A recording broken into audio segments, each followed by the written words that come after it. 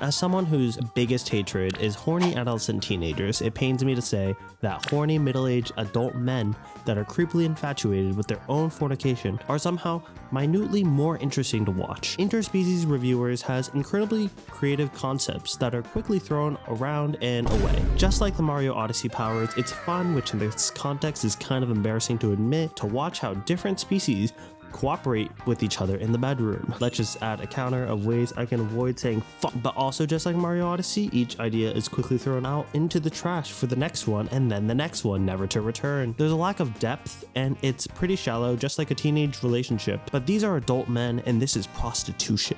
The one goal is to have the snake crawl into the cave, and it reminds me that love is different from love making. You see a girl, you pay her for her services, and then you dip faster than my dates when we go to dinner. Don't feel bad. You know that's a joke because I don't get dates at all. Hi, I'm sick.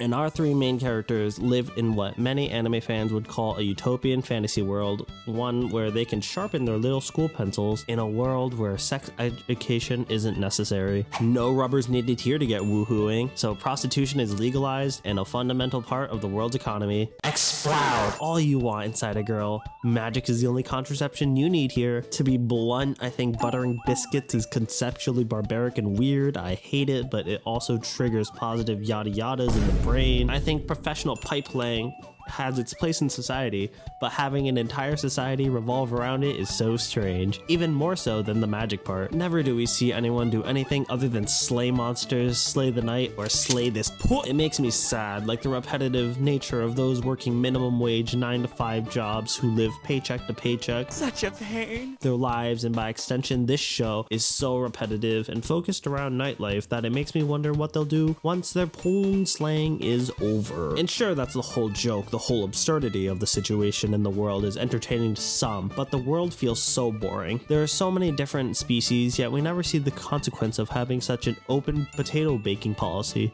No mixed races, no political ramifications, not even anyone questioning whether a whole civilization motivated by spexy time is really a good thing. Yes, I know it's incredibly stupid to criticize someone for what it should be rather than what it is, but what it currently is something that isn't really funny, memorable, or iconic. I went, oh, that's a neato concept, and then continued on to the next one, and the next one, and the next. There are a couple exceptions to this, and the only real standout is the Magic Metropolis. The mystic 10 out of 10 across the board, this tourist attraction somehow feels more real than the rest of the towns, despite relying exclusively on magic. For those not in the know, the Magic Metropolis is a megacity whose foundation is built on a single woman, a great magician who offers all the city's viewers a personalized magic clone of her for a fee. For 3 days, anyone can inflict whatever sick, demented desires they have onto this attractive erudite, and this idea is ingenious. I think this city is an example of actually playing into the setting. Having one wizard shadow clone Jitsu herself to be the sole proprietor of an entire metropolis, that's so much cooler than cooking raw meat on a fire, girl. It's incredible, the range of quality between these episodes. The biggest hits hit,